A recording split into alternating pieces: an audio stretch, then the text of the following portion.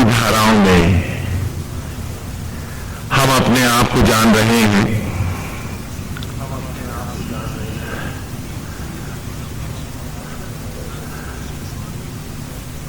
मधुचंदा ऋषि के तीसरे सूक्त में हम प्रवेश पा चुके हैं।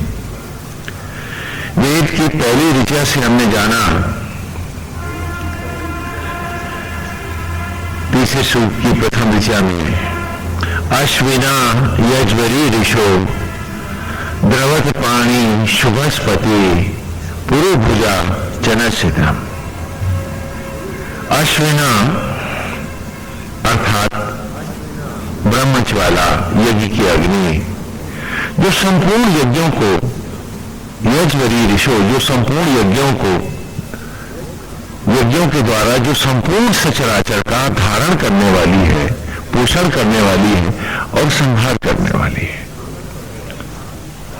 तो इस प्रकार तीसरा सूक्त हमें आदि ज्वाला, आदि शक्ति का मिला, जिसमें पहले 3 दिशाओं में देवी का आवाहन है और फिर 6 ऋचाओं में दुहाई है और अंतिम 3 ऋचाओं में हम उनसे कुछ काम न करेंगे। और इस प्रकार 12 ऋचाओं का ये तीसरा सूक्त है। तो कहा अश्विना यज्वरी ऋषो दवत पाणी शुभस्पति पुरुभुजा जनसितम। क्या हे ब्रह्म ज्वाला, संपूर्ण यज्ञों के द्वारा भरण पोषण और संहार करने वाली द्रवत पानी, लहराती लपलपाती जिह्वाओं वाली अग्नि की कल्पना करें, हाँ, आदि शक्ति की। शुभस्पति, संपूर्ण शुभत्व को करने वाली पुरुभुजा जनसितम। कि असंख्य मुखों से संपूर्ण सचराचर का सामग्रीवत भक्षण करने वाली हे आदि ज्वाला, हे परम शक्ति, आज आवाहन है तुम्हारा। हे मां, आज आप हमारे अंतर में प्रज्वलित हो जाओ। क्यों? क्योंकि हम दर्श यज्ञ करने जा रहे हैं। हम इस मनुष्य योनि के जो अभीष्ट हैं, जो लक्ष्य हैं, आज उनको पाना चाहते हैं। हम उस सत्य को जानना चाहते हैं। गोविंद हरि हरि नाम हरि। फिर दूसरी ऋचा में हमने प्रार्थना की कि अश्विना पुरुदंश सा नरा शरीरया धिया विष्णया वनतम गिरा। कि हे देवकी, हे कौशल्या, हे आदि शक्ति, हे मां,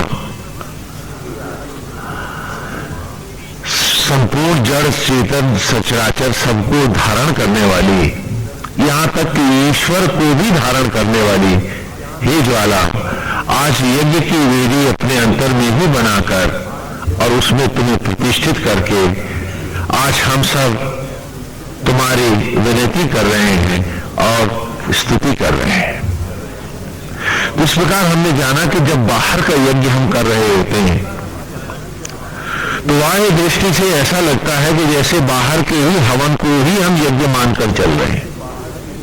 यही मंत्र है, यही रहस्य है जिसको जाने बिना यज्ञ का आदेश प्राप्त नहीं होता।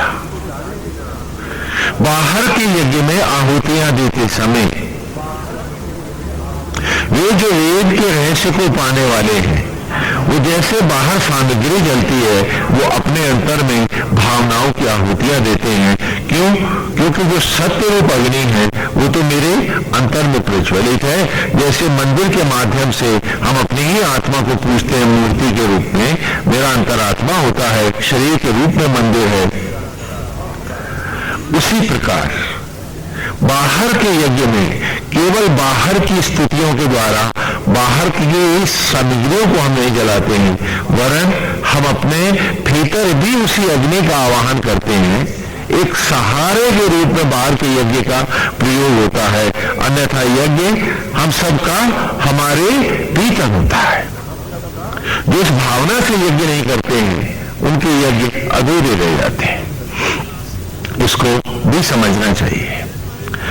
दूसरे सूक्त में कहा हमने कि हे मां, हे आदि शक्ति, जो तुझे समर्पित हुए, जो तेरे भक्त हुए और जिन पर तूने कृपा करी, उन्हीं के जीवन धन्य हुए और वे ही मनुष्य योनि के रहस्यों को पाए। गोविंद हरि हरि नारायण। यहां थोड़ा सा समझने की जरूरत है, क्योंकि वेद कोई ऋचाएं नहीं होती, उनका पाठ ही नहीं होता है। वेद एक संपूर्ण जीवन होता है।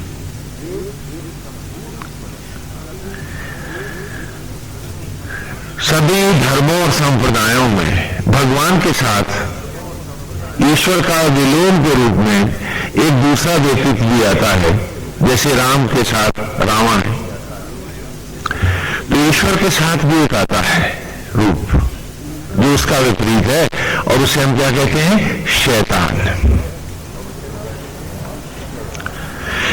ईश्वर और शैतान दो अलग अलग रास्ते हैं। और बहुत बार होता क्या है कि हम गलत जगह पर बैठकर दूसरे रास्ते की कल्पना करते हैं, तो हमारी स्थिति क्या होती है? धोबी के कुत्ते, न घर के न घाट के। तो इसको अच्छी तरह से समझ लेना चाहिए, क्योंकि खाली ऋचाओं को सुनने के बाद, जान लेने के बाद भी अगर हमारे जीवन में बदलाव नहीं आया, तो उसको जानने का कोई अर्थ नहीं रहा। और बहुत बार ऐसा होता है कि चिराग के तले अंधेरा रह जाता है, तो हम सत्य स्थान पर भी जाकर केवल अंधेरा ही लेकर लौट आते हैं, उसकी रोशनी को नहीं पाते।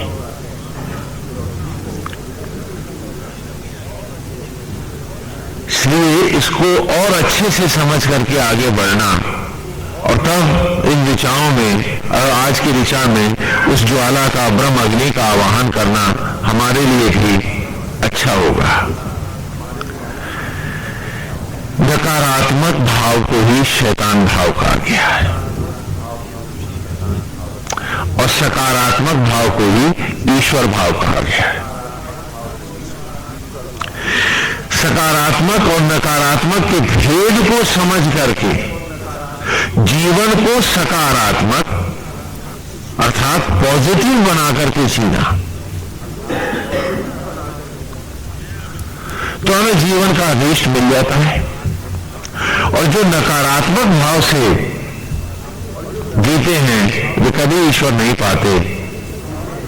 उनका जो कुछ भी दिखावा भी है, वो केवल आडंबर और ढोंग बन के रह जाता है, उसमें कोई सत्य नहीं होता। इसलिए इसे बहुत अच्छी प्रकार से समझ लेना चाहिए कि सकारात्मक वे ऑफ लाइफ क्या है, डिसिप्लिन क्या है, और नकारात्मक डिसिप्लिन क्या है। अभी सुबह ही एक भक्त हमारे पास आए और वो कहने लगे, बड़े उदास थे, दुखी थे, कि स्वामी जी, मेरे बेटे ने मेरे पे मुकदमा कर दिया है। उदाहरण दे रहे हैं आप। उसको ये डर था कि कहीं मैं ये संपत्ति बेटियों को न दे दूं, दामादों को न दे दूं, इसलिए उसने मेरे पे मुकदमा कर दिया कि जिससे मेरी सारी जमीनों पर उसका कब्जा हो जाए। तो हमने कहा, इसमें दुखी होने की क्या बात है? आपके सामने भी ये सारी समस्याएं आती हैं, और जब इस रास्ते पे चलोगे तो आएंगी। तो हमने कहा, इसमें गलत क्या है? हर बाप चाहता है कि उसका बेटा श्रवण कुमार हो, तो इसमें गलत क्या है? इसमें झूठ क्या है? तुम परेशान क्यों हो? मैं समझ में नहीं आता मेरे को। कहने, आपको इसमें कुछ गलत नहीं दिखता? मैंने नहीं दिखता है। उसने तुम्हारा अनुसरण ही तो किया है, वो तुम्हारे नक्शे कदम ही तो चला है, कुछ अच्छा चला है, कुछ तुमसे आगे बढ़ के चला है, तो तुम्हें तो खुश होना चाहिए। मगर तुम्हारे जीवन का स्तर भी तो ये रहा है कि मैं मेरों के लिए ही बटोरूं, बाकियों को नोच डालूं। हाँ, इसी स्तर पर तो तुम सब जिंदा कि मेरा परिवार मेरा सब कुछ है, बाकी सारा संसार मेरे भोगने के लिए है, कहां से क्या मिलूं और मैं अपने परिवार के लिए बटोर लाऊं।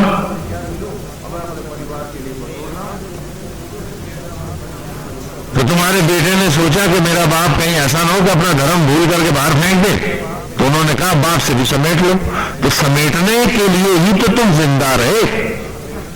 तो लड़के ने क्या गलत किया, तुमसे सवाया हो गया, तो तुम्हें तो खुश होना चाहिए, आरती उतारनी चाहिए, हाँ प्रसन्न हो जाओ, क्योंकि तुम भी तो इसी के लिए किए थे। कम से कम वो तुम्हारी तरह अपने बाप के खिलाफ तो नहीं चला। कहने क्या मतलब, भाई तुम थे, तुम्हारे बाप दादा थे, वो घर में खाना तब तक नहीं खाते थे जब तक पहले जाकर के झूला भर के गायों और कुत्तों को मोहल्ले भर में खिला के नहीं आते थे। कि सबसे पहले सब जीवों को खिलाना है, कुछ धर्म करना है, उसके बाद ही भोजन। तो तुम तो अपने बाप के नालायक बेटे थे, तुम तो उल्टे हो गए कि पाओ तो उनका भी बटोर के लाके घर में रख लो। तो तुम्हारा बेटा तुमसे जरा और आगे बढ़ गया समेटने में, तो उसमें दुख की क्या बात है। जिस नकारात्मक डिसिप्लिन को तुमने, अनुशासन को, नकारात्मक भाव को अपने जीवन की राह बनाया, तुम्हारा बेटा उसका सवाया हो गया। इसमें गलत क्या हुआ, क्योंकि तमाम उम्र आप भी तो यही करते रहे, तो उनको लगा कि शायद स्वामी जी मेरा न्याय नहीं कर रहे, और आप में हर एक को ही लगता है कि आपके साथ अन्याय हो रहा है। आप भूल गए कि बीज आप ही ने तो डाले थे।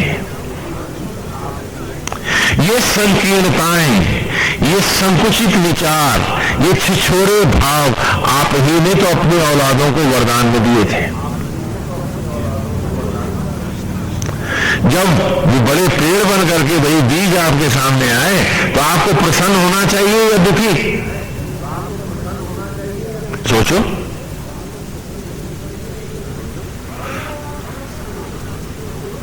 और अगर आप दुखी हो तो बोलो कि तुम गलत थे, तुम शैतान को ही परिवार बनाए बैठे थे, तुम सकारात्मक भाव में ईश्वर का परिवार नहीं बन पाए, ना ईश्वर को ही अपना परिवार बना पाए।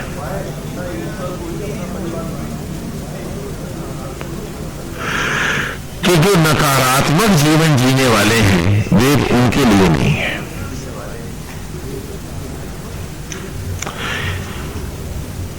जो सकारात्मक जीवन जीने वाले हैं कि ऐसे भी तो जिया जा सकता है कि जो कुछ है वो परमेश्वर का है, मैं भी उनका, और ये संसार उन्हीं का है, मुझे तो उनका ही होके जीना है।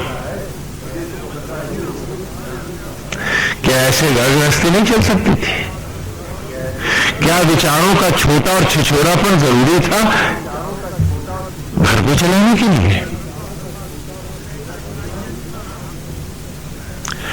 हम सकारात्मक भाव से भी तो जी सकते थे।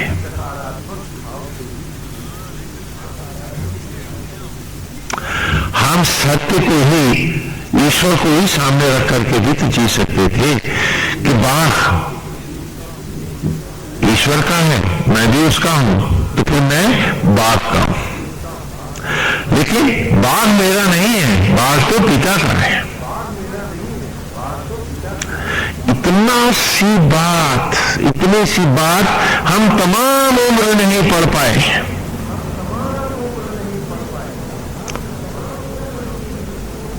हम तमाम उम्र इतनी सी छोटी सी बात नहीं पढ़ पाए जो कुछ है आज वेद की एक एक ऋचा में हमने अपने आप को पढ़ा है, और हर ऋचा ने हमको हमारी औकात दिखाई है कि रे दंभी आज भी हर सांस भीख में ले रहा है, आज भी वही भस्मे से अन्न ला रहा है, तो पेट किसका भरेगा? अपना भी नहीं भर सकता है। आज भी हर सांस और धड़कन वो दे रहा, तेरी जूठन को रख में आज भी वही बदल रहा है। तो फिर संकीर्ण होकर शैतान को ही परिवार बनाकर और उसी की औलाद बन के जीने की क्या जरूरत है तुझे? और उसी के कारण ही तो आज हर रिश्ता तुम्हें चुभ रहा है, हर नाता काट रहा है।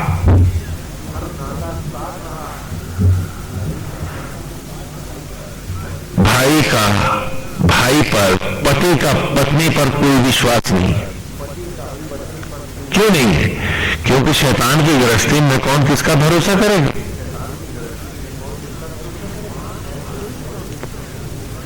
वहां ऐसे भी कौन दे सकते थे कि जो कुछ है नारायण ये आपका है, प्रभु हम आपके निमित्त हैं, आज भी आत्मा होकर आप ही हमें धारण कर रहे हो, तो ये शरीर भी आप ही का है, और अब इस शरीर को भी आप ही की धरोहर मानकर हम आपको अर्पित होकर जिएंगे। हर क्षण आपके रूप में बसकर आपको समर्पित होकर जिएंगे। परिवार के दायित्वों का आप ही के निमित्त होकर निर्वाह करेंगे।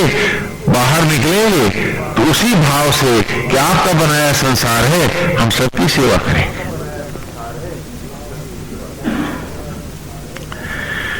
क्या इस स्तर पर सबका प्यार बटोर कर सबके होकर सुख से जिया नहीं जा सकता था?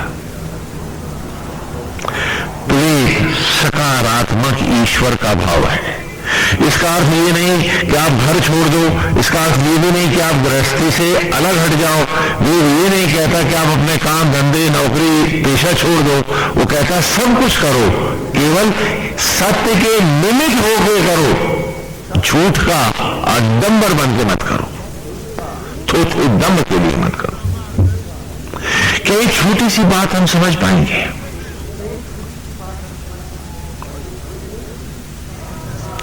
और जिस दिन हम सकारात्मक विचारधारा में आते हैं, हम तो क्या जहां हम बैठते हैं वहां चारों तरफ सबके मन बदल जाते हैं।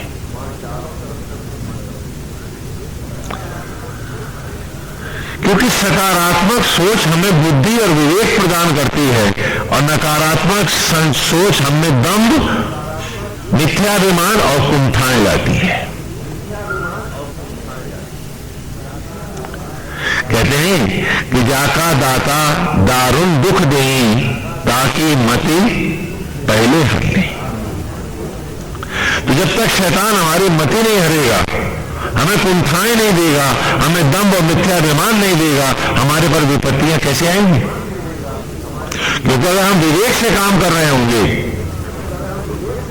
हम समझदारी से काम कर रहे होंगे, तो किसी घटना से पहले ही हमारा विवेक हमें सावधान करके बचाना ले जाएगा।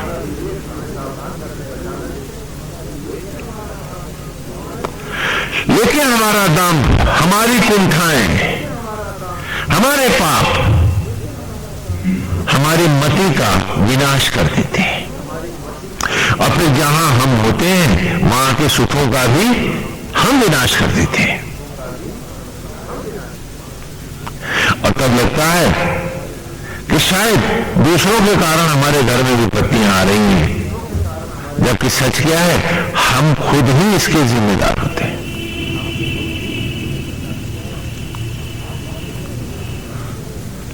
हम खुद इसके लिए जिम्मेदार हैं। क्यों? क्योंकि हम नकारात्मक सोच में गए हैं। हमने शैतान को ही परिवार बनाना चाहा, हमने शैतान को ही जीवन की राह बनाना चाहा। इसीलिए तो मेरा तेरा की संकीर्णता में हम भूल गए कि यहां जो कुछ है वो नारायण का है। और नकारात्मक भाव में जाने वाले ईश्वर को भी अपमानित करते हैं, क्योंकि जब तक ईश्वर मरा नहीं अब मेरा कैसे हो गया? उसके रहते तो मेरा हो नहीं सकता। तो पहले मैं ईश्वर को मारता हूं, जिनकी माला और थाली लिए घूमता हूं, जिनकी आरती के स्वांग दम्भ और ढोंग करता हूं। मैं सबसे पहले जब तक उस परमेश्वर की हत्या नहीं करता तो मैं मानता कैसे हूं कि ये मेरा है?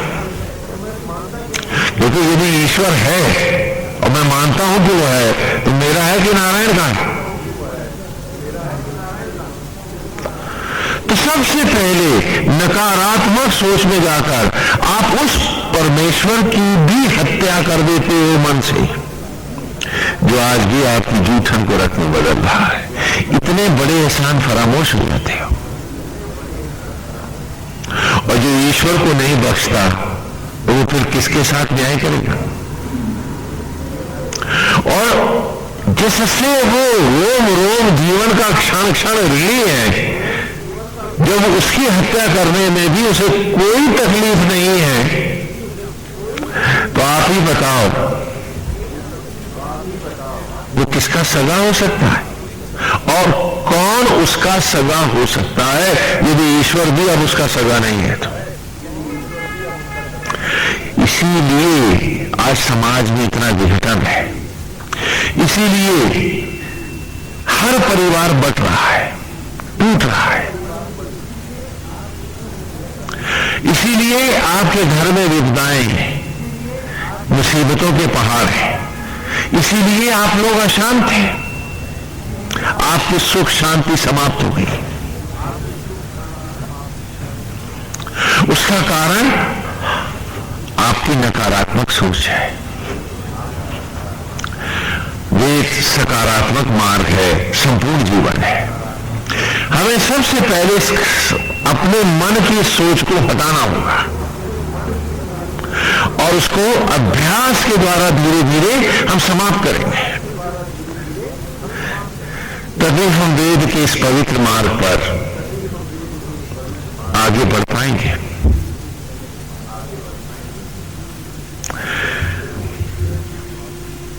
मेरा और तेरा के भाव से हमें ऊपर उठना होगा।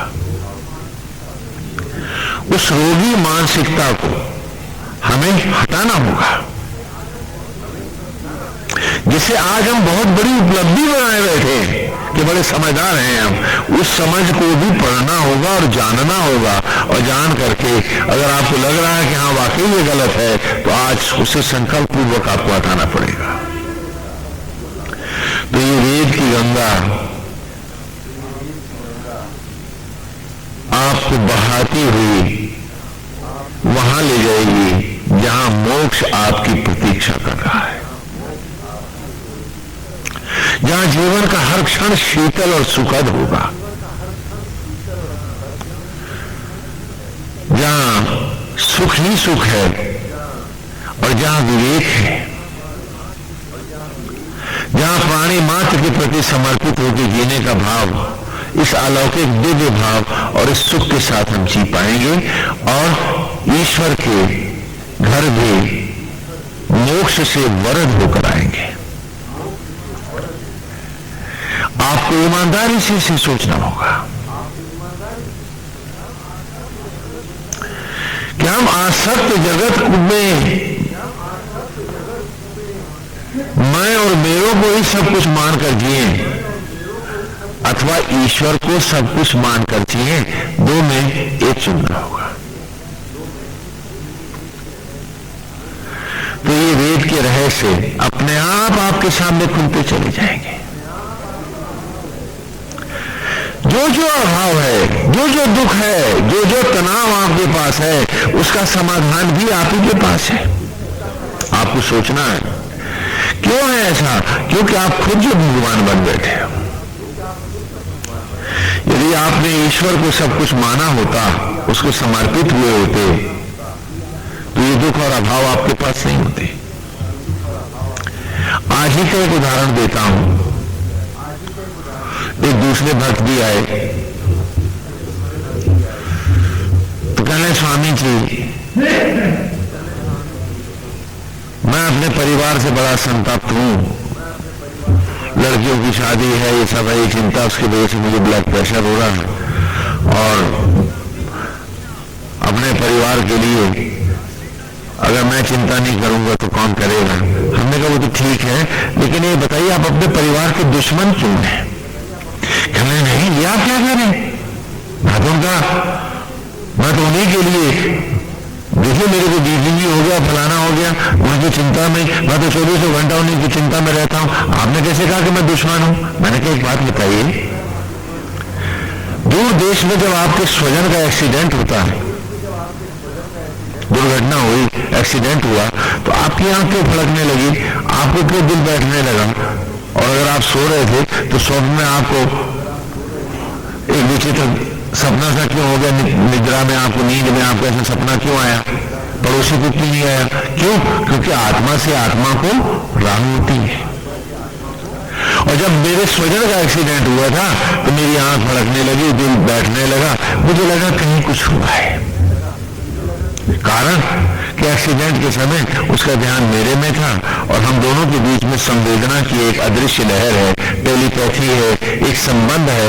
तो उसका करंट सीधा मेरे पास आया तो मेरे को सब होने लगा।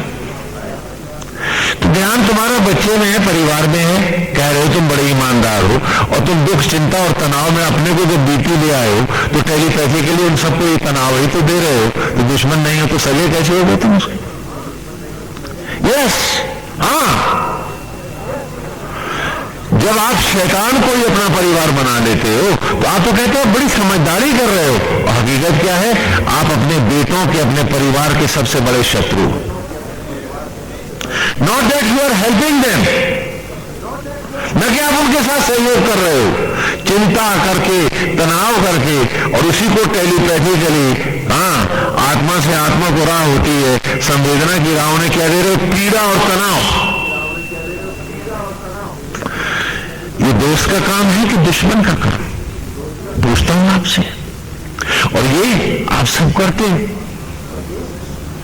कहते स्वामी जी चिंता तो करते ही। पूछो चिंता क्या अमृत है? यदि आपकी सोच आज नकारात्मक ना होती, सकारात्मक सोच होती, तो आप भगवान का ध्यान करते, आप परमेश्वर का ध्यान करते, आप ईश्वर के चरणों में झुकते, आप उनकी मनोहारी छवि में बसते, और आप ध्यान और साधना में कहते कि नारायण मेरा ये परिवार का सदस्य है, इसका कल्याण करो। तो आप ध्यान मार्ग से उसे क्या देते? भगवान की भक्ति, मस्ती, तो उसका कल्याण हो सकता था ना। लेकिन नकारात्मक सोच में जाकर, दुख करके, चिंता करके आपने अपने को तो सड़ाया और उसके भी दुश्मन बने, जिसके लिए आप चिंता कर रहे थे। इसीलिए मैंने आपके सामने आपकी तस्वीर रखी है कि आप अपने आप से पूछिए कि आप नकारात्मक भाव में जी रहे हैं, यह सकारात्मक भाव है।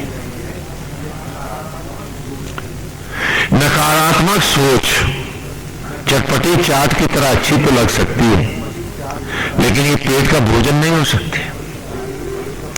जैसे चटपटी चाट को खाने से, हाँ, जीभ को तो मजा आ जाता है, लेकिन रोता बाद में पेट में। तो उसी तरह से नकारात्मक सोच आपको एक क्षणिक भाव तो दे सकती है कि मैंने फलाने के लिए इतनी चिंता और दुख की। उसको भी अच्छा लग सकता है कि देखो मेरा कितना ध्यान रखता है, लेकिन बाद में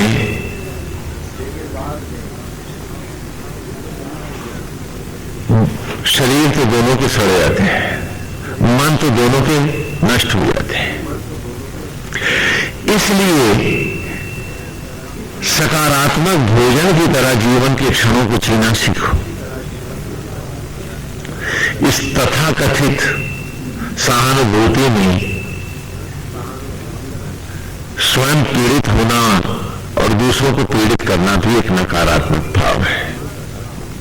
इसीलिए योगी और तपस्वी, ऋषि, इन सब विचारों से ऊपर उठते हुए एक ईश्वर, एक नारायण में सकारात्मक भाव में अपने मन को स्थित रखते हुए आप सबकी सेवा करते हैं, सचराचर की सेवा करते हैं।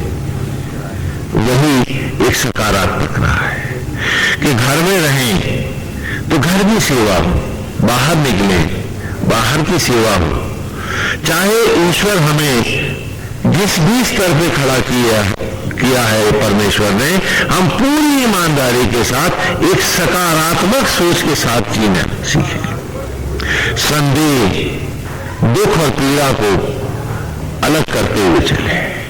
और जब हम सकारात्मक सोच में आते हैं तो हमारा समर्पण परमेश्वर को होता है। याद रखिए इस बात को, हमारी अपनी ही आत्मा को होता है। और जब हम नकारात्मक सोच में जाते हैं तो हमारा समर्पण हमारे दंभ को होता है, मिथ्याभिमान को होता है, ईश्वर को नहीं होता है।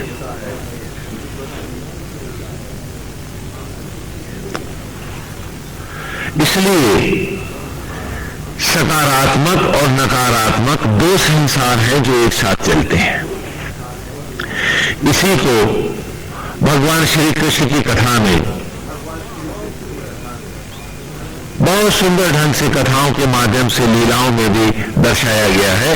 इसी सकारात्मक और नकारात्मक सोच को एक शैतान की राह, कृष्ण की कथा में वही शैतान कंस बना है, श्री राम की कथा में उसी को हमने क्या बनाया है, दशानन रावण बनाया है। हाँ, तो कृष्ण की कथा में भी क्या है कि सबसे पहले भगवान श्री कृष्ण प्रकट होते हैं कंस की जेल में।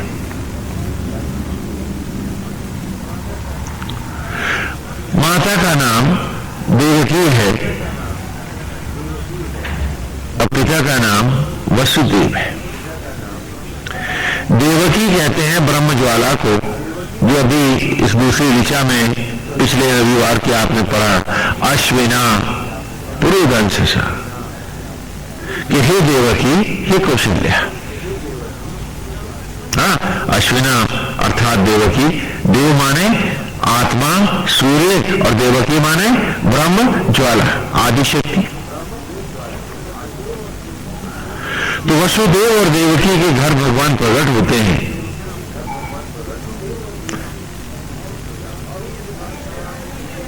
और उसके बाद कहां आते हैं गोविंद? गोकुल में आते हैं। तो यहां मोहांध मिथ्याभिमानी मन को हमने कंस के रूप में दर्शाया है कि मन ही कंस है, वसुदेव अर्थात आत्मा ही वसुदेव है, और ब्रह्म ज्वाला वो अग्नि जो आज भी भोजन को यज्ञ के द्वारा शिशु के रूप में आत्मा के संयोग से प्रकट करती है, उसको हम क्या कहते हैं? देवकी। तो आज भी वसुदेव और देवकी ही बालक को उत्पन्न करते हैं। हमें किसी माता को एक उंगली बनानी नहीं आई तो उसने बेटा बेटी कब बनाए? जब वो बालक उत्पन्न हुआ तो हम सब ने नंद और यशोदा बन के पाला ही तो उसे। क्या हम में से किसी को लड़का बनाना आता है? तो यहां दो रास्ते हैं, सकारात्मक और नकारात्मक। तो पहले नकारात्मक मार्ग में देखते हैं कि मन ही कंस है। हाँ, और ये जबरदस्ती मथुराधीश बना बैठा है। इसने महाराज उग्रसेन को भी अर्थात हमारे विवेक को भी जेल में बंद कर दिया। और इस मन मिथ्याभिमानी मन को ही हमारा सारा नियंत्रण मिल चुका है। आपने कथा में इसी कंस की दो पत्नियों के नाम भी सुने, मालूम है कौन कौन से? अस्थि और प्राप्ति। हाँ, कंस की दो पत्नियां हैं ना, दोनों बहनें हैं और दोनों का विवाह कंस से हुआ है। उनके नाम क्या है? अस्थि और प्राप्ति। अस्थि माने ये मेरा है, मेरा घर, बाकी पराए। तो अस्थि माने है, ये मेरा है, और प्राप्ति ये और मिल जाए। बोली ये क्या हम सबकी जिंदगी नहीं बना हुआ आज? और हम भूल गए कि ये करेंसी के नोट हमें कुछ सुविधा दिला सकते हैं, कुछ सुख दिला सकते हैं, भौतिकता ही तो दिला सकते हैं, उम्र तो नहीं दे सकते। और गंवा के 30 बरस उम्र के अगर आपने 3 लाख नहीं 3 करोड़ भी बटोरे हैं, क्या उससे 10 दिन भी जिंदगी के आपको मिल सकते हैं? तो आप कमा रहे हैं या गंवा रहे हैं? कंफर्ट और फैसिलिटी के अलावा करेंसी नोट आपको क्या दे सकते हैं? तो क्या आप सुविधाओं के लिए जिंदा हैं? आपके जीवन का कोई लक्ष्य नहीं है। लेकिन जब सोच पर शैतान चढ़ बैठता है तो हमारी मति भ्रमित हो जाती है और तब हमें झूठ ही सच लगने लगता है, हमें पाप ही पुण्य लगने लगता है।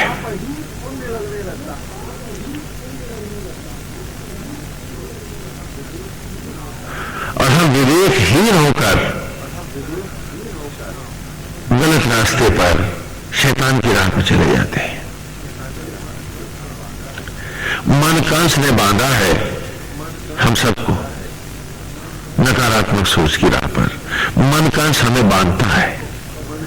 उसकी दोनों पत्नियां अस्थि और प्राप्ति हमें भौतिकताओं की रस्सियों में गांठे लगा लगा करके कस कस के बांधने लगती है। ये मेरा है, चला न जाए कहीं, ये और मेरी है। अस्थि प्राप्ति, इसी में सारा जीवन नष्ट हो जाता है। ये नकारात्मक भाव है, कंस है। फिर इसके नाना असुर हैं। कृष्ण की लीला में जो असुर आते हैं ना, अघासुर। हाँ, सबसे पहले तो पूतना आती। पूत माने पवित्र, ना माने नहीं, क्योंकि ये मेरे हैं और मैं मेरों के लिए हूं। अब ईश्वर तो है ना, नहीं हूं जो। तो सबसे पहले पूतना आती है। पूत माने पवित्र, ना माने नहीं। तो फिर अपनों के लिए हम झूठ बोलते हैं, हम प्रपंच करते हैं, हम दूसरों को धोखा देने की कोशिश करते हैं और इसी को हम अपना सियाणापन मानते हैं, समझदारी मानते हैं। दूसरा करे तो उसको कई संबोधन में आप शब्द कहेंगे कि अरे ये ऐसा ही ऐसा है, और जब खुद करते हैं तो अपने गाल बजाते हुए देखा कैसे हमने सारी परिस्थितियां सही कर दी। हम इतनी अंधी हो जाते हैं।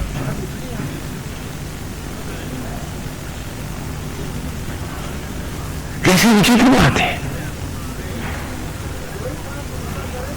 कि वही काम दूसरा करे तो हम उसको लाख बात कहेंगे, अरे साहब वो तो बड़ा करप्ट है, वो फलाना है, ठिकाना है, वो तो चरित्रहीन है। और जब हम खुद करते हैं तो कहते हैं देखा कितनी सफाई से हम बचा लेंगे। लेकिन किया तो हमने भी वही काम जो करप्ट कर रहा है, जो बेईमान कर रहा है, लेकिन हम अपने को करप्ट बेईमान नहीं, बड़ा चरित्रवान मानते हैं।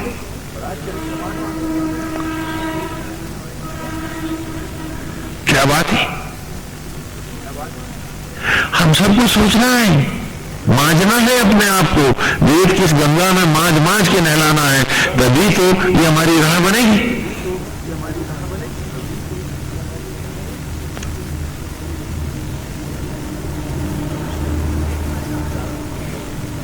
विचारों की पवित्रता, सत्य को विष देने की हमारी मनोवृत्ति ही तो पूतना है, क्योंकि सत्य ही ईश्वर है और पूतना भगवान को भी विष देने से बास नहीं आती है। भले दे नहीं पाती है अलग बात है, लेकिन हमने भी तो हर सच को झुठलाना चाहा है। हमने भी तो बन के पूतना हर ईमानदारी को जहर दी है, मैं और मेरों की खातिर। क्या ये सच नहीं है? हम कितने बड़े दानी हैं, कितने बड़े धर्मात्मा हैं, कितनी ईमानदारी है हमें। हम सबको अपने से पूछना है कि नोच के मुखोटे आज अपने को तो देखिए, और जब तक अपने को मांझेंगे नहीं, धुलेंगे नहीं, हम पवित्र कैसे होंगे? और जब पूतना के बाद आता है तृणावर्त। तृण माने तिनका, तृण माने तिनका। घास के तिनके को क्या कहते हैं? तृण। आवर्त माने बवंडर, गुमेरा।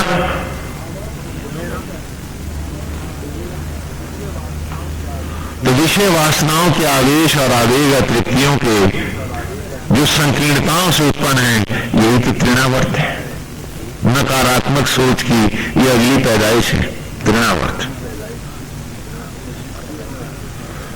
अभी हम अच्छे मित्र हैं और जरा सी बात में लड़ पड़े, क्यों? क्योंकि मेरी ये इच्छा तूने पूरी नहीं करी। हम दोनों मित्र थोड़े ना सौदेबाज हैं, तभी तुम लड़ पड़े। पति पत्नी में ही हाल है। क्यों क्यों आ गया तृणावर्त तुम लोगों के बीच में? क्यों बाप बेटे में नहीं बन रही? पति पत्नी रोज क्यों लड़ रहे हो? क्योंकि तुम्हारे पास कृष्ण नहीं है, तृणावर्त है। तो मन कंस ने बांधा और उसके असुर हमें सता रहे हैं।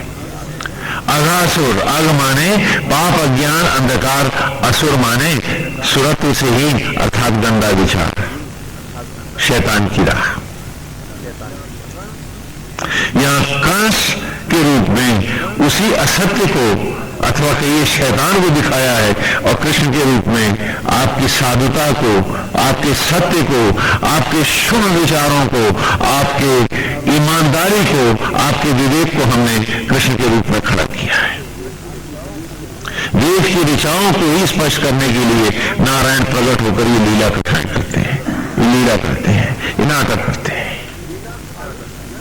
लीला खाली भजन गाने के लिए नहीं होती है कि आप बर्तन पीट के चले जाओ, अपने को मांझने के लिए होती हैं, अपने को पढ़ने के लिए होती है, अपने को जानने के लिए होती है।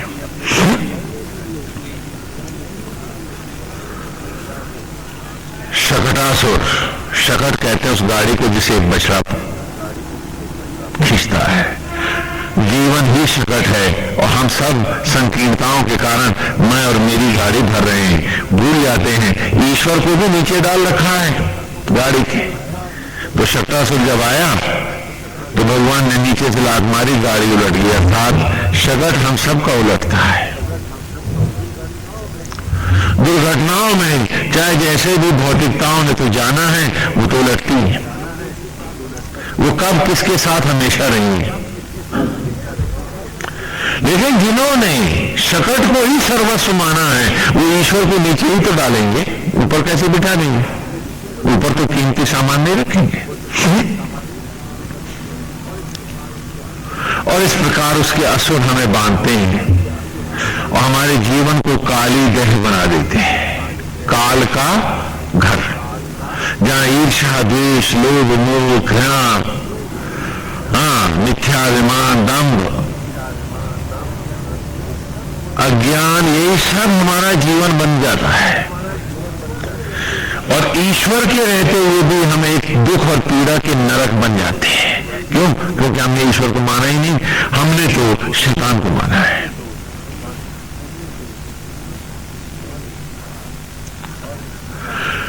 और इस प्रकार जब कंस और उसके असुर और उसकी पत्नियां हमारे जीवन को रोग, व्याधियों और विपत्तियों में नष्ट कर देते हैं, इसी मोह आसक्तियों में बांधकर, तब कंस हमारा ट्रांसफर करता है। जैसे आपकी नौकरी में नहीं होता तो ट्रांसफर पोस्टिंग होती है, तो कंस के यहां से भी आपकी एक ट्रांसफर पोस्टिंग होती है। कहां? वो अपने ससुर के पास आपको भेजता है, जिसका नाम है, मालूम है क्या नाम है उसका? जरासंध। जो कंस की दोनों बेटियां अस्थि और प्राप्ति, उनके पिता का नाम क्या है? जरासंध। जरा माने होता है जीर्ण होना, कमजोर होना, खंडित होना, और संध माने संधियां।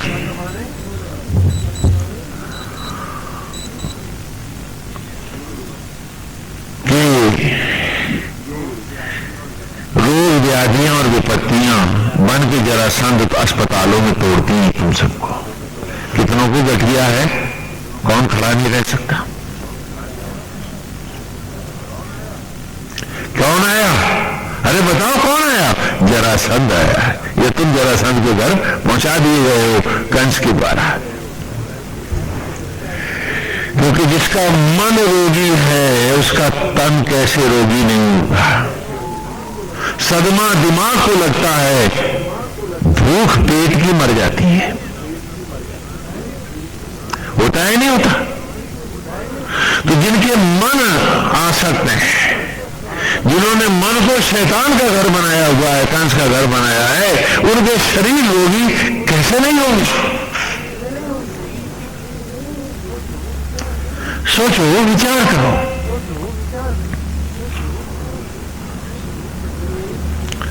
ये हमारी नकारात्मक सोच है कंसिया, a negative way of living and not a positive one. मतलब अपने को ही नरक बनाकर जीना, कंस का घर, कंस की गृहस्थी, कंस का परिवार और कंस का परिवार और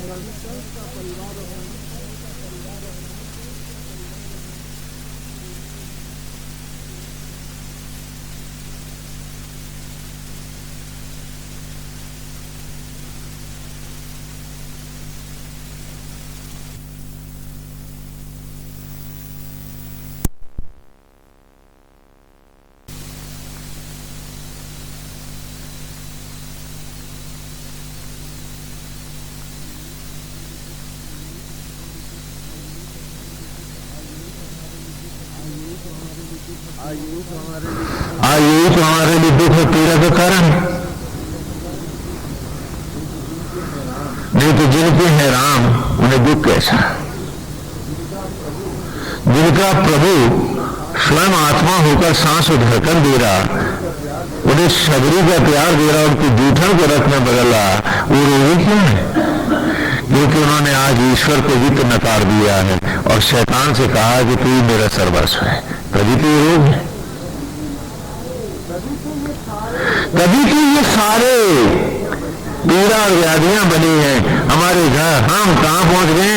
हम जरासंध के यहां पहुंच गए। जरासंध ने हमें पकड़ रखा है। जरा माने जीर्ण होना, कमजोर होना, खंडित होना, और संध माने संधियां। हाँ, घुटनों जैसे घुटने हैं ना, ये सब संधियां है ना, जोड़। संधि माने जोड़। तो रोगी मानसिकता के कारण, कंस के घर बैठने के कारण, आज ईर्ष्या, द्वेष, क्रोध, लोभ, मोह, इसी को अपना भजन कीर्तन बनाने के कारण जरासंध के घर पहुंच गए। कंस ने तुम्हें वहां पार्सल कर दिया है और वो तुम्हारी संधियां तोड़ रहा है। कभी गर्दन टूटी है तो कभी कमर। जरासंध आया हुआ है, घुटने भी गड़बड़ हो गए। वक्त से पहले हम सब बूढ़े हो गए। जरासंध आया है, स्वागत करो उसका। कितनी विचित्र बात है कि बैठे हैं जरासंध के घर, लेकिन फिर भी गोविंद हरे गोपाल हरे तो गाय लेते हैं। क्यों भाई? नहीं, घर आ जाएंगे गोपाल की, वहीं से गाय निकाल के घर से, ये जरासंध की गोद में बैठ के। यही तो हमारी मना स्थिति है कि सामने सूरज सा ईश्वर खड़ा है और फिर भी शैतान की भी याद आती है हमें, वो दिखता ही नहीं है। मिल जाए भगवान तो कहो उसको भी ठग डाले।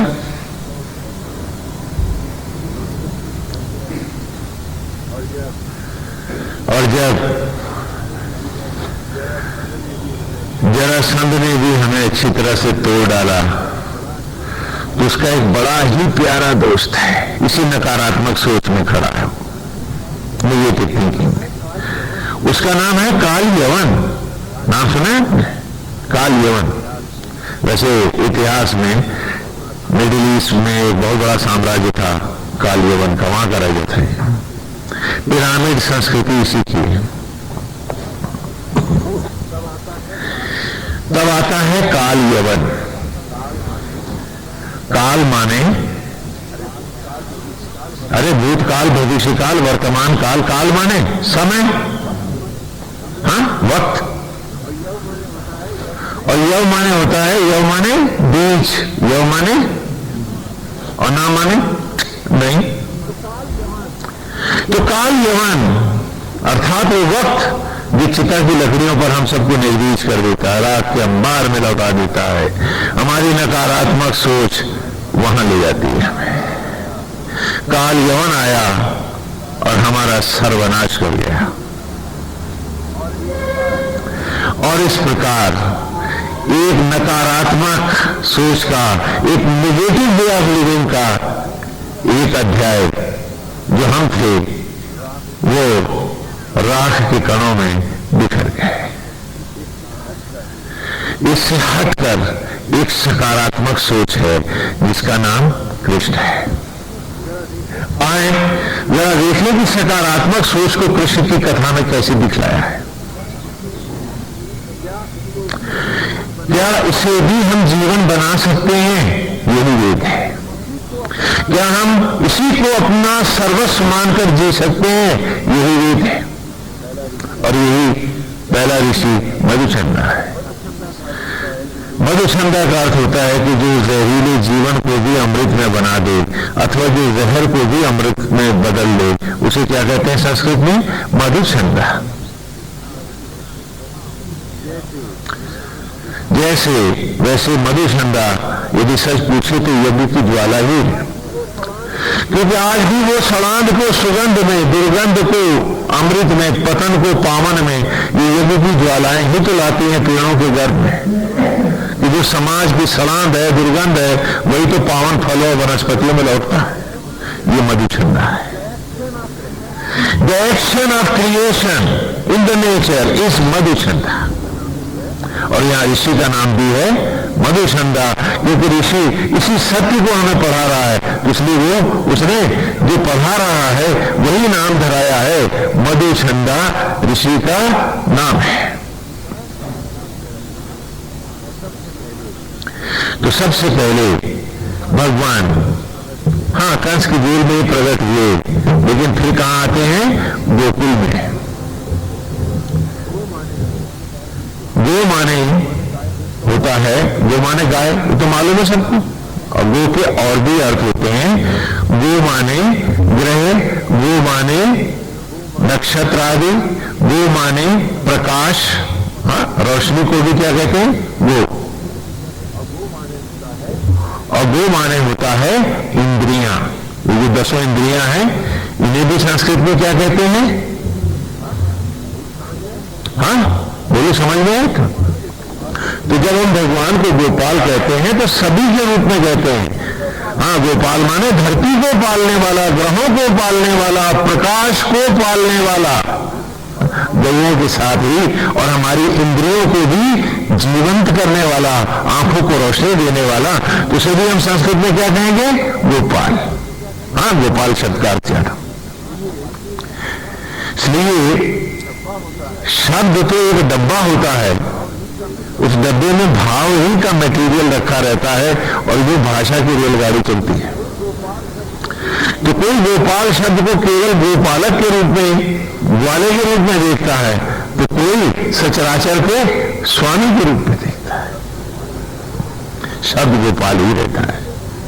समझ गया? तो सबसे पहले भगवान आते हैं कहां थे? गोकुल में, अर्थात इंद्रियों के परिवार में। तो इंद्रियों का परिवार क्या बन जाता है? जीवन क्या हो जाता है? गोकुल हो जाता है। या तो इंद्रियां विषय वासना, असत्य और अज्ञान को देखेंगी, असत्य जीवन को देखेंगी, मेरा तेरा और अपना पराया देखेंगी, तो तुम कंस के घर बैठोगे, शैतान की राह होगी तुम्हारी। और यदि इंद्रियों को तुम गोकुल बनाओ कि श्री राममय, कि सब में नारायण भाव लाना है, तो जब संपूर्ण इंद्रियों से हम ईश्वर का भाव ही लेंगे तो इंद्रियों का परिवार, कुल माने परिवार, तो क्या होगा? गोकुल होगा। और जब इंद्रियां गोकुल हो जाती हैं तो विचार सहज ही वृंदावन हो जाते हैं। तो विचार क्या हो जाते हैं? वृंदावन हो जाते हैं। विचारों के जंगलों में भगवान की मस्ती की, आनंद और सुख की एक अद्भुत विवेक की बांसुरी बजने लगती है। जब भी परिस्थितियां उल्टी होती हैं तो उसमें भी ईश्वर की बांसुरी का ये सुर बजने लगता है कि जे ही दीदी राखे राम, तो दुख और पीड़ा अपने आप गायब हो जाती। और जब भी कोई अपने और पराये का या संकीर्णताओं की तरफ मन को जाने देता है, तो फिर बांसुरी की एक स्वर लहरी आती है, सिए राम मैं सब जग जाने। तो हमारा विवेक ही बन के बांसुरी बजने लगता है। क्या आज इंद्रियां गुलगुल हुई हैं, विचार वृंदावन हो गए हैं, हर ओर कृष्ण की रासलीला है, सुख सुख है। अब किसी के होने न होने का भाव भी समाप्त हो गया है। अपने और पराये की बात नहीं है, क्योंकि वो मालिक है सचराचर का। ये बाग सचराचर रूपी बाग मेरे पिता का है, वो मालिक है, मैं भी उसका हूं, बाग भी उसका है। और क्योंकि बाग मेरे पिता का है, इसलिए मैं बाग का हूं, बाग पिता का है। इसमें मेरा भाव नहीं है, मेरा नहीं उसी का है, मैं भी उसका हूं। तो पिता का दूत बन के, पिता का निमित्त बन के मुझे तो सारे बाग को प्यार करना है। तो श्री राम में सब जाने। अब संकीर्णताओं का मैं कंस नहीं बनूंगा, मैं तो प्रभु गिरा चलूंगा, सबको कृष्ण बन के दिखाऊंगा। ये पाप के रास्ते अब नहीं जाऊंगा। जब ये भाव आया और ये भाव पुष्ट होने लगा, मन के संकल्प जब मजबूत होने लगे मेरे, तप और साधना बन के लपट जब मेरे एक एक विचार को, एक एक इच्छा को पवित्र करने लगे और संकल्प धरती जैसे मजबूत होने लगे, तो भाव उठा कि अब चलो, कहां चलो? मथुरा। मथ माने मंथन करना। अभाव अंतर हृदय को मथ डाले, उर माने हृदय, मथ माने मथना। क्या आज अपने अंतर हृदय को मथे? आज वेद की मथानियों से, ऋचाओं की मथानियों से आज लाओ हम अपने आप को मथ डालें। आपको पता है ना कि मथुरा कहां पर है? कौन से नदी के किनारे है? यमुना के किनारे। कि यम ना है, यम ना है, नहीं है यमराज जहां, मौत नहीं है जहां कृष्ण है वहां, ये मोक्ष का द्वार है। तो दो रास्ते हैं आपके पास पूरी ईमानदारी से जीने के लिए। आपको अपने दंभ को, क्रोध को, मिथ्याभिमान को, छिछोरे विचारों को, छोटी बातों को फेंकना होगा और विवेक को जो ईश्वर है उसे अपने घर आने देना। तो आज ये वेद, ये ऋचाएं, इनका रहस्य, इनका अमृत सहज ही आप पर उतर आएगा। दुर्भाग्य है हमारा कि हम जरा जरा सी बातों में, छोटी छोटी परिस्थितियों में वेद को और इस सुंदर भाव को छोड़ करके हम फिर उसी दिनों राह पे चल देते हैं। एक भक्त कह रहे थे, अभी आए थे, आज ही की बात है, आज ही की उदाहरण दे रहे प्रातः की। कहने लगे स्वामी जी भगवान भक्तों को बड़ा दुख देते हैं। मैंने कहा झूठ बोलते हैं, भक्त तो दुखी नहीं होता, भगवान क्या दुख देगा? दुख देता है उनको जो भक्ति का भरते हैं स्वांग और रहते हैं कंस के घर, मैं और मेरा में, और फूल फेंक करके अगरबत्ती जला के पूजा करते हैं। तो भाई उनकी तो हालत है ना घर के ना घाट के, उनको तो ज्यादा सजा मिलनी है। क्योंकि तुम नाटक क्यों कर रहे हो? उसका क्या भगवान ने कहा था कि मेरे से फूल फेंको आके भजन गाओ मेरे? और वो भजन जो तुम्हारे जीवन में नहीं है, क्यों गाते हो तुम? तुम्हारे जीवन में तो आसक्ति है, तुम्हारे जीवन में तो गंदे विचार है, संबंध है, तो उसी को गाओ फिर।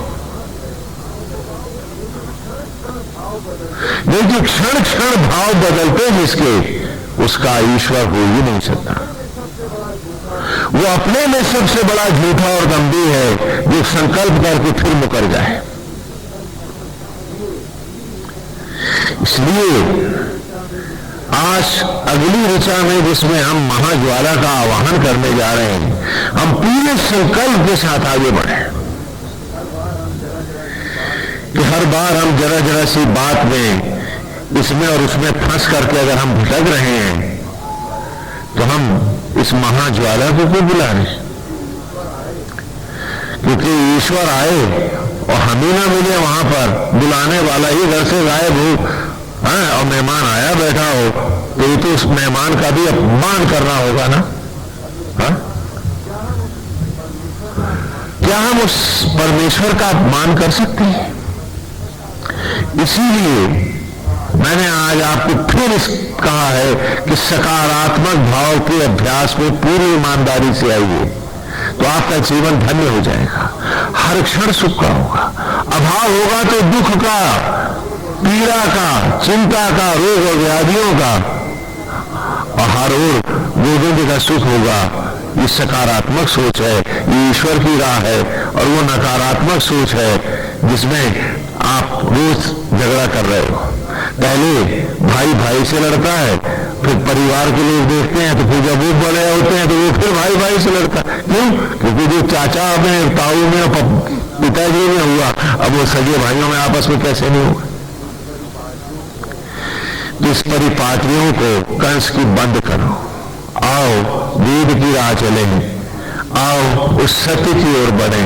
बहुत पाप बटोर लिए, अरे अब तो ये रास्ता छोड़ दो। तो आए तीसरी ऋचा में, जो आवाहन की तीसरी ऋचा है, मां भगवती को, आदि शक्ति को, उस आदि कुंवारी को, मां ज्वाला को आज हम आवाहन करने जा रहे हैं इस तीसरी ऋचा में, जिसे भी आपने ब्लैक बोर्ड से नोट किया है। आए आप इस ऋचा में प्रवेश करें इस संकल्प के साथ कि कोई नकारात्मक बात नहीं होगी, अब सिर्फ सकारात्मक बात होगी। हम कभी विचलित नहीं होंगे। नारायण, हम सत्य की राह ही चलेंगे, हम किसी से बदले का भाव भी नहीं रखेंगे, हम मन को धो करके चलेंगे, जिससे कि गोविंद आप सदा हमारे मन के आंगन में विराज सके। गंदे मैले घर में भगवान नहीं बुलाए जाते और न ही वो आते।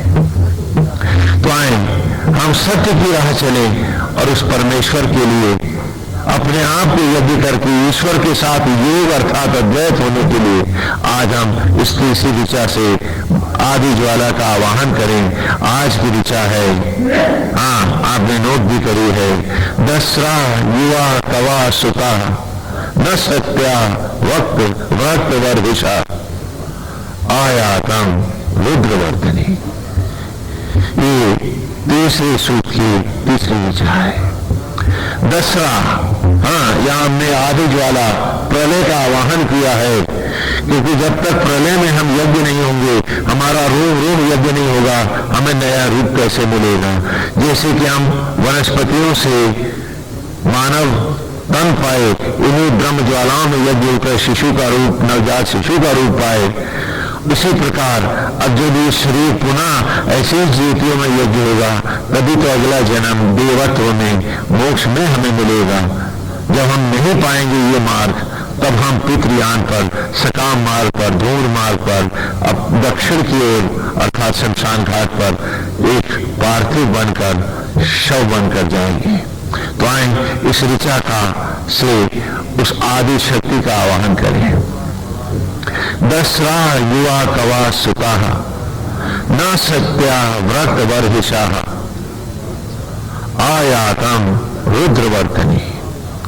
दसरा माने ये सहस्त्र शूलों को धारण करने वाली, ये सहस्त्र मुखी ज्वाला, ये प्रलय, ये महाअग्नि। आयातम, आज आवाहन है तुम्हारा। ये भवानी, आज हम तेरा अपने अंतर में आवाहन कर रहे हैं। कोई तुझसे मकान मांगता होगा, दुकान मांगता होगा, कोई तुझसे संतान मांगता होगा। आज ही अम्बे, हम अपने को तुझ में व्याप्त करने के लिए तेरा आवाहन कर रहे हैं।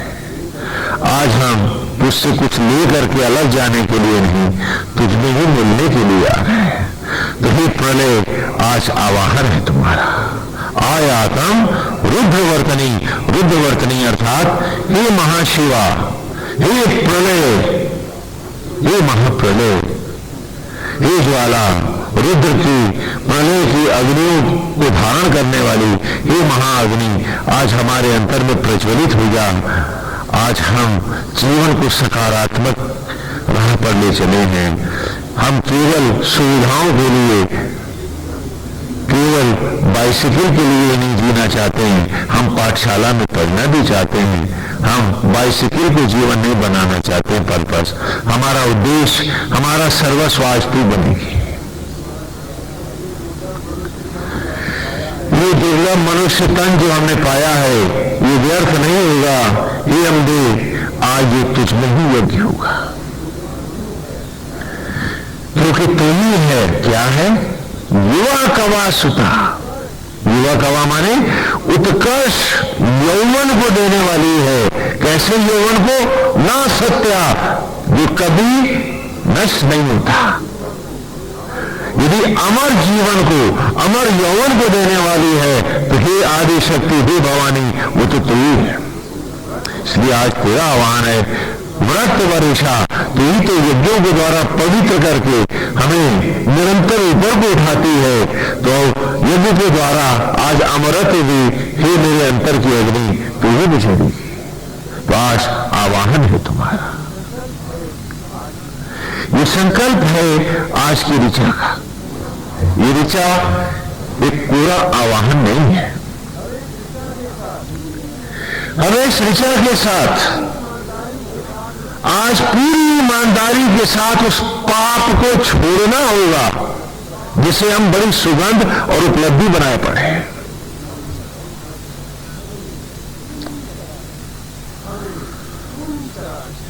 हमें पूरी तरह से आत्मा को अर्पित होकर जीना होगा। और आत्मा का ही दूसरा नाम सनातन है। आना सनातन मन होता है नित्य अजर अमर। तो सनातन धर्म का वही अनुयायी होगा जो आत्मा को सर्वोपरि मानेगा और आत्मा से हटकर किसी भौतिकताओं को आश्रय न मानता हुआ अपनी आत्मा को ही अपना सर्वस्व मानकर इस आवाहन के साथ जिएगा कि हे ज्वाला, हे आदि शक्ति, तू ही हम सबका उद्धार करने वाली है। तेरे बिना किसी का उद्धार होता नहीं है। हमारी अवस्था भी भागवत की कथा के उस गजेंद्र की है जो भौतिकताओं को ही सब कुछ मानता था और जब तक वो तेरी शरण नहीं आया उद्धार उसका भी नहीं हुआ। वो गजेंद्र मोक्ष की कहानी ये तो हमारी कथा है। भागवत की एक बहुत सुंदर कथा है कि एक गजेंद्र है। गजेंद्र समझते? गज माने हाथी। हाँ, हाथी देखा है ना? हाँ हाँ हाँ। तो एक गजेंद्र है, गजराज है, पर्वत पर रहते हैं। एक विशाल पर्वत पर गजेंद्र रहते हैं। उनके साथ उनकी पत्नियां हैं, बच्चे हैं, परिवार है, हाँ, संगी साथी हैं। और उस पूरे वन पर उनका अधिपत्य है। किसका है? गजेंद्र का है। देखिए कहानी आपकी है। तो गजेंद्र उस पर्वत पर विचरण करते हुए अपनी पत्नियों के साथ व्यवहार करते हैं। किसी से घबराते नहीं हैं क्योंकि उनके पास बड़ी भारी सेना है हाथियों की, अपने सहयोगियों की। एक बार गजेंद्र जल में नहा रहे होते हैं तो जल में एक मगर उनके पांव को, ग्राह जो है उनके पैर को पकड़ लेता है। जल में गजेंद्र की और ग्राह की लड़ाई आरंभ हो जाती है। बहुत प्रयास करता है गजेंद्र छूटने के लिए, लेकिन ग्राह है कि वो जल में तगड़ा बढ़ता है और वो गजेंद्र को बाहर निकलने नहीं देता, उनको पैर छोड़ता नहीं है। हथनियां भी लगती हैं, बच्चे भी लगते हैं, उनके सहयोगी भी उनको खींचते हैं, लेकिन ये महीनों ये लड़ाई चलती रहती है और भूखे प्यासे गजेंद्र ढीले पड़ने लगते हैं। उदास होकर उनकी पत्नियां भी उनको फिर छोड़ के चली जाती हैं, बच्चे भी छोड़ के चले जाते हैं और ग्रह जो है गजेंद्र को धीरे धीरे जल में खींचने लगता है। वो उनको देखते हैं गजेंद्र पीछे कोई साथी नहीं है, नितांत अकेले पड़ गए। वो सारे सहयोगी साथी जो उनके द्वारा ही रक्षित और जीवित है, जो उनके द्वारा ही जिनको भी भोजन में देता रहा है, आज वो सब एक एक करके पीछे से हट गए। हताश गजेंद्र धीरे धीरे जल की धाराओं में बढ़ते जा रहे हैं। ग्रह उनको मगर उन्हें खींचे नहीं जा रहा है।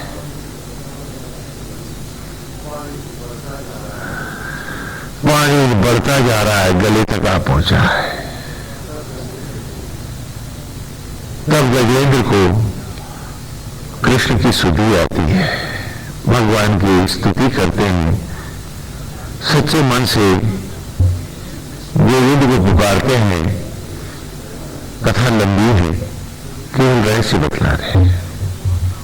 तो नारायण गजेंद्र की रक्षा के लिए स्वयं नंगे पांव आते हैं और सुदर्शन चक्र से ग्रह पर वार करते हैं और गजेंद्र को छुड़ा लेते हैं।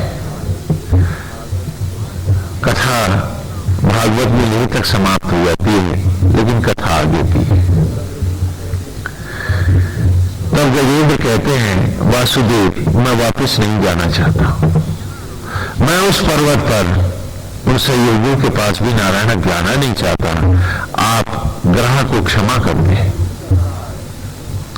ग्रह जो भी कर रहा है वो अपने पेट की भूख के लिए सहज स्वाभाविक कर रहा है। नारायण गजेंद्र को अपना चरण दे दें और देह ग्रह को दे दें।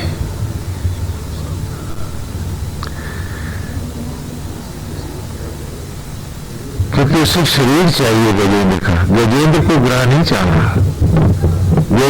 और गजेंद्र आप ही की शरणागति में है तो भगवान वहां उसको मोक्ष प्रदान करते हैं और इस प्रकार ग्रह को भी नारायण क्षमा करते हैं, ग्रह को भोजन मिलता है और गजेंद्र मोक्ष को प्राप्त कर सदा सदा के लिए कृष्ण में व्याप्त हो जाते हैं।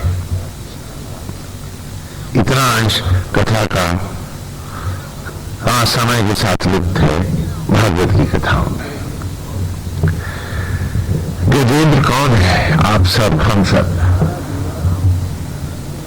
सारा जीवन हम भौतिकताओं के पर्वत पर मैं और मेरों का एक परिवार लेकर तथाकथित सहयोगियों और साथियों के साथ गजेंद्र की तरह हम भी जिए। और जब वक्त के ग्रह ने पहली बार पैर पकड़ा, आप बीमार पड़े, तो सोचना दूर दूर तक गई। सारे बेटे छुट्टियां लेके पहुंच गए। हाँ, सहयोगी भी आ गए कि गजेंद्र बीमार है, लेकिन जब महीनों तक वो उनकी ग्रह की वक्त का झगड़ा चल रहा है, बीमारी है कि ठीक नहीं होके देती, तो लड़कों ने भी बेटों ने भी कहा कि भाई हमारी तो छुट्टियां खत्म हो रही, हम जा रहे हैं, अब जब कुछ हो ही जाए तभी खबर देना। वो अपने अपने रास्ते चलती क्या हर रोज देखते नहीं अपने घरों में? नहीं देखते क्या? कहानी किसकी है? गजेंद्र आप ही की है। आप सब गजेंद्र हैं इस कथा के। बोले जब कुछ हो जाए तभी हमको खबर करना, क्योंकि मैं ग्रह मान रहा, मैं यही उठ के दे रहे। इन्हें तो वक्त का ग्रह काल रूपी जो मगर है वो घसीटे लिए जा रहा है, तो जब कुछ हो ही जाए तभी खबर देना। हाँ, नहीं तो हम टेलीफोन करके पूछते रहेंगे। अब यहाँ इस पर यहाँ जल में कौन आएगा? धीरे धीरे जो रिश्तेदार आए थे उन्होंने भी बिस्तरे समेटे और चले गए। गजेंद्र है कि चारपाई छोड़ के नहीं देते, ग्रह है कि नहीं उठने नहीं देता। किसी कहानी आप सबकी कथा है।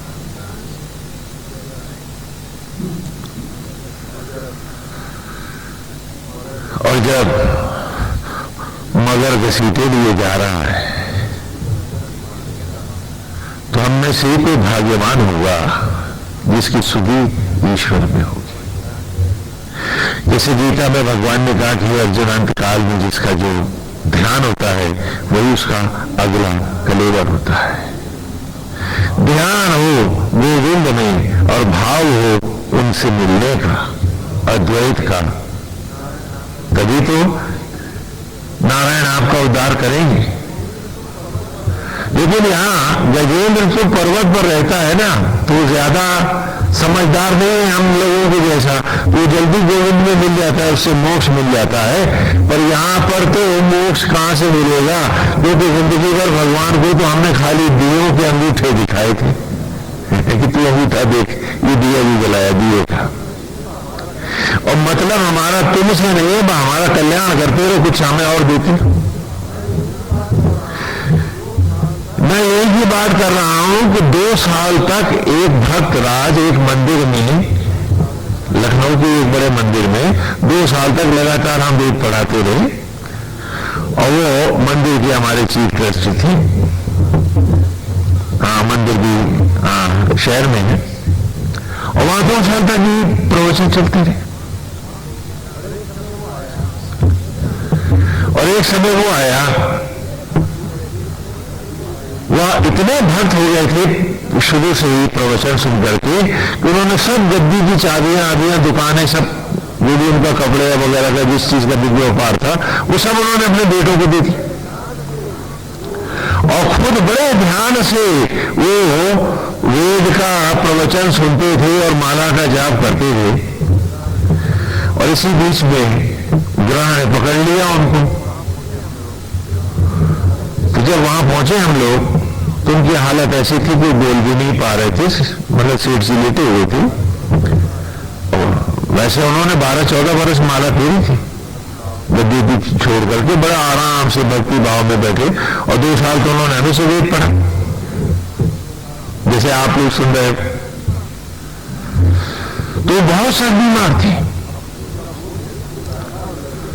अब उनका बोल नहीं फूट रहा था, और लड़के वही खड़े थे, कहने लगे स्वामी जी लगता है इनकी कोई अंतिम इच्छा है, किसी तरह ये बोल पड़े।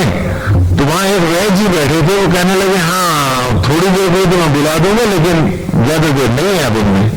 तो उनका कीजिए, तो उन्होंने भसा वसा उनके मुंह में डाली, तो एकदम से उनके शरीर में जोश आया, आवेश आया। तो उनका हाँ हाँ पिताजी आप क्या कह रहे हो, जो आप बताओ करना है वो हम कर देंगे, करोड़पति परिवार है यहाँ। तो उन्होंने होश में आते गुर्रा के कहा कि दिखाई नहीं पड़ रहा, सोच लो तुमको, वो देखो बछड़ा जो है ना वो सारी धोती चबाए दे रहा, और मर गया।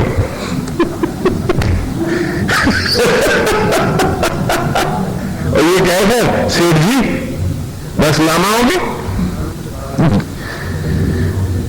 अंत काल में भी ध्यान बछड़े के मुंह में धोती थी, यही था, गोविंद नहीं था। तो तुम क्या सजाए बैठी हो, कौन सा दम तुम्हें रोक रहा है सत्य की राह पर आने में। एक रूप की उपलब्धि ही मिल जाए, जीवन धन्य हो जाए, लेकिन कब मिले, जब तुम नकारात्मक सोच से सकारात्मक भाव में आ जाओ।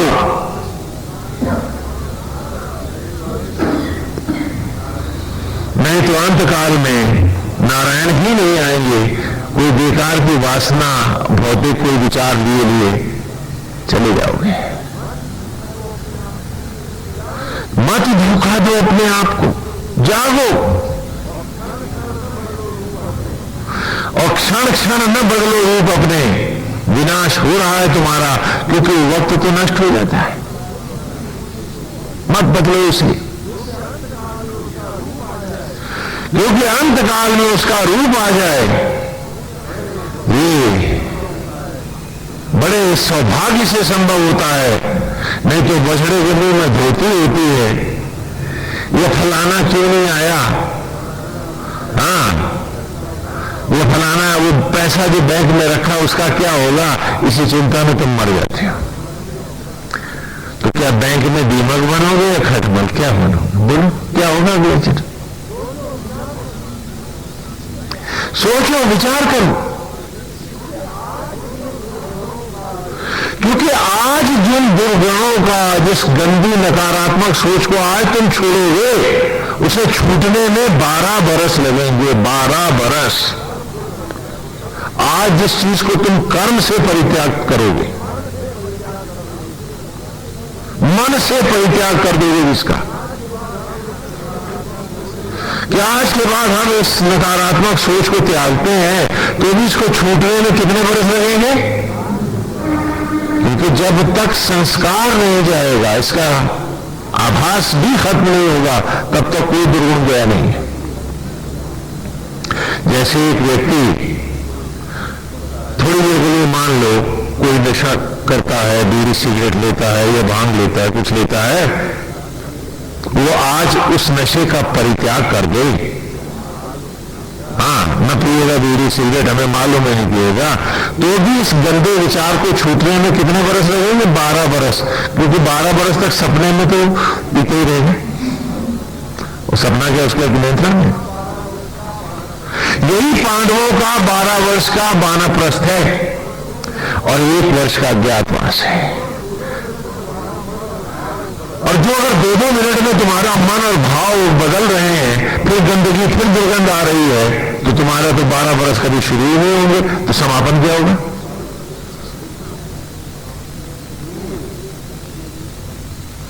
इसलिए न देख दाएं न देख बाएं, सीधा गोविंद को देखो और अभ्यास करो।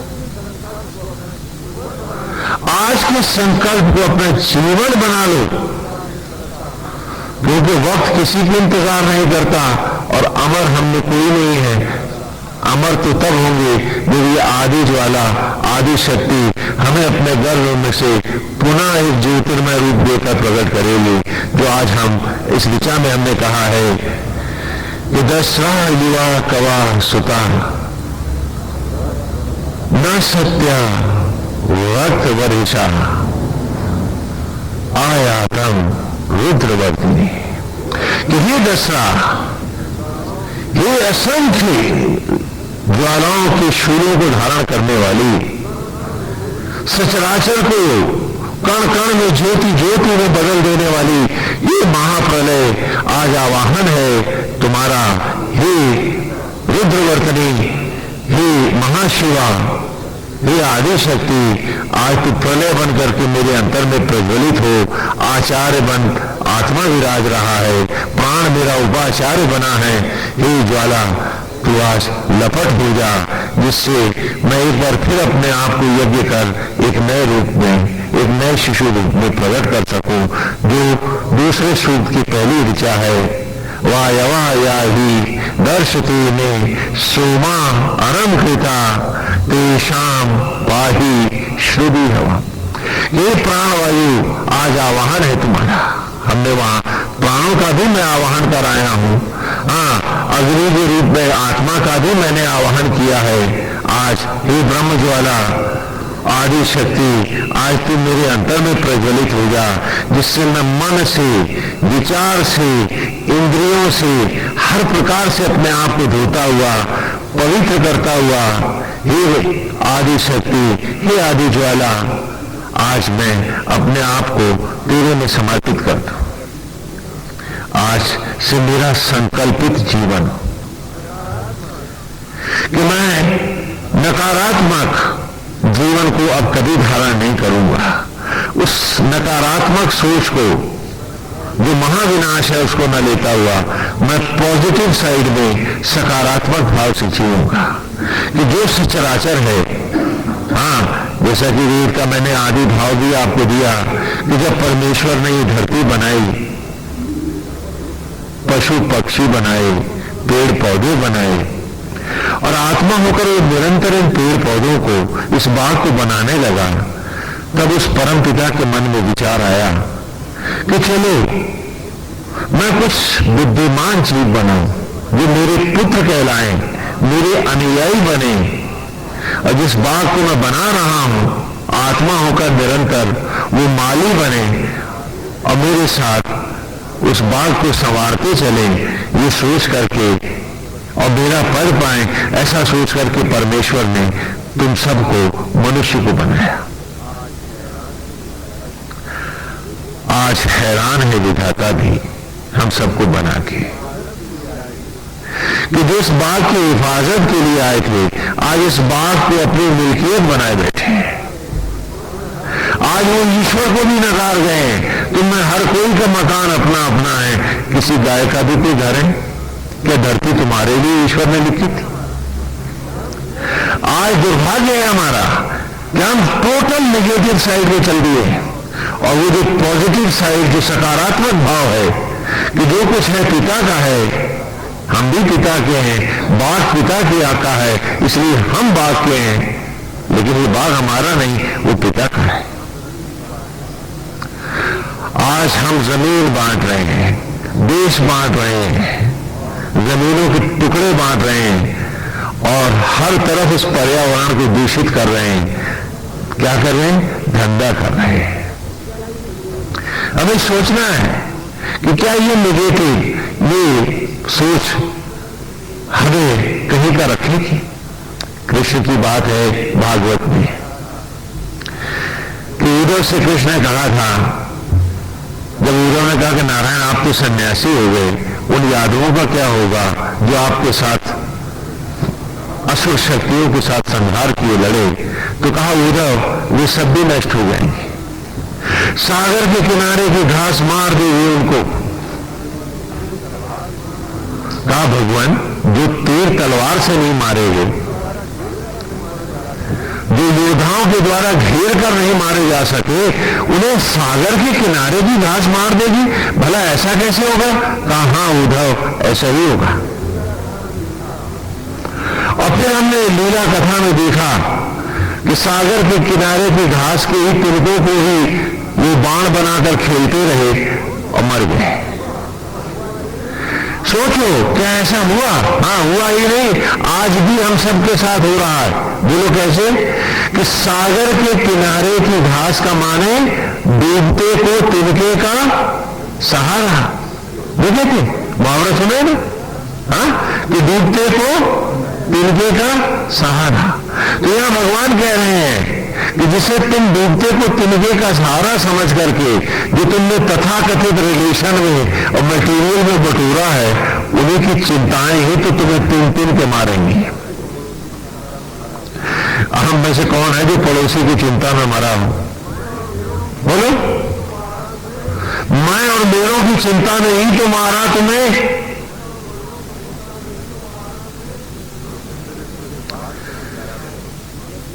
तो कृष्ण के उस वाक्य को भी याद करो जो उन्होंने कहा है भागवत में कि जब भी इस धरती का मानव प्रकृति प्रदत्त उद्देश्यों से, पर्पसेस से हटकर मैं और मेरों की संकीर्णताओं में जीने लगेगा, उसकी उपलब्धियां ही उसका विनाश होगी। और आज तुमने उपलब्धि के रूप में जो बैंक बैलेंसेस, घर द्वार बनाए हैं, उन्हीं की प्रॉब्लम्स ही तो तुम्हें मारती हैं। अपनों के हाथों ही तो मारे जाते हो। अगर तुमने सुविधाओं को, कंफर्ट्स को, फैसिलिटीज को, मटेरियल को, करेंसी नोटों को केवल सुविधा भर जाना होता और लाइफ के पर्पस न खोए होते, तो आज तुम इतने दुखी नहीं होते। मैं ये नहीं कहता कि तुम्हारे पास करेंसी नोट ना हो, जितने हैं उससे भी चौगुने हो, लेकिन उनको लाइफ का पर्पस बनाकर जीने वाले, शैतान के घर जीने वाले हैं, वो ईश्वर नहीं जान सकते। उन्हें ब्रह्मा जी ने बहुत से जानवर बनाए, लेकिन एक जानवर शैतान ने भी बनाया, उसका नाम है मटेरियल पशु। तो हम अपने आप को पढ़ें, अपने आप को जानें कि भौतिकताएं हमारे सुखों और सुविधाओं का कारण तो हो सकती हैं, लेकिन वो हमारे जीवन का लक्ष्य तो नहीं हो सकती। तो उससे हटके आज की ऋचा जो अतीत की मैंने आपको दी है, उसे हम अपने जीवन में धारण करें, उसे हम हृदयंगम करें और उसी को सत्य मानते हुए, उसी में अपने आप को डुबोते हुए इस भाव से चलें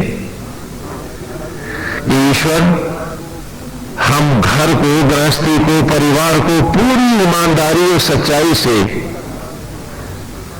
तुम्हारे निमित्त होकर धारण करेंगे, और जैसे परिवार की सेवा करेंगे वैसे ही सारे संसार की सेवा करेंगे। क्या हम किसी से भेद नहीं करेंगे, हम पूरे बाग के होकर जिएंगे, सबके सुख के लिए, सबके हित के लिए जिएंगे। और उसके साथ ही आज जो हमने इस ब्रह्म ज्वाला का आवाहन किया है, अब इसमें हम क्षण क्षण तिल तिल वैसे ही यज्ञ होकर, और पुनः जैसे गर्भ में बच्चा तैयार होता है उसी प्रकार हम इस ईश्वर रूपी संकल्प को अपने अंतर में पालेंगे, पोसेंगे और इसे बड़ा करेंगे। और उसके लिए बहुत ही सरल उपाय है कि हम सब भगवान की एक सुंदर महिमामय छवि लें। जैसा कि आप सब जानते हैं कि क्रोध में आपका चेहरा सुंदर नहीं रहता, कैसा हो जाता है? भयानक। भय में आपका चेहरा पीला पड़ जाता है, पड़ता है ना? जब आप किसी की बुराई कर रहे होते हैं तो आपके मन में कड़वाहट होती है, ये सुगंध, मिठास, क्या होता है? कड़वाहट होती है। तो क्यों ना मनोहारी एक छवि बसा ले परमेश्वर की, सुंदरतम रूप हो उनका। जब विचार भी सुंदर हो और जब सौंदर्य में मन बसा होगा तो चेहरा हमारा भी कैसा होगा? भयानक नहीं ना, सुंदर होगा। तो क्यों ना उसकी सुंदरता में, उसकी मनोहारी छवि में, उसके सत्य में, उसकी ज्योतियों में, उसकी अष्टगंध की सुगंध में अपने आप को बसाएं और अभ्यास करें। अभ्यास इसी भाव का करें कि देवी अब हमारी सोच सकारात्मक रहेगी, अब हम नकारात्मक विचारधारा को अपने जीवन में धारण नहीं करेंगे। हम किसी से ईर्ष्या द्वेष नहीं करेंगे, हम किसी से किसी तरह का भी लोभ मोह नहीं करेंगे, किसी से घृणा नहीं करेंगे। क्योंकि जब भी हम किसी से घृणा करते हैं तो हम उपासक किसके होते हैं? ईश्वर के, अथवा जिससे हम घृणा करते हैं उसके। तुम्हारा ध्यान उस वक्त किस में लगता है? कल्पना करो कि तुम कहीं शादी वगैरह में गए हो, तुम्हारा बड़ा प्यारा दोस्त है, बोजम फ्रेंड है, बड़ा घनिष्ठ मित्र है, लेकिन किसी गलतफहमी के कारण उसने भरी बारात में लोगों के बीच में तुम्हारा अपमान भी किया और 2 थप्पड़ भी मार दिए। तो 6 महीने तक तुम्हारा ध्यान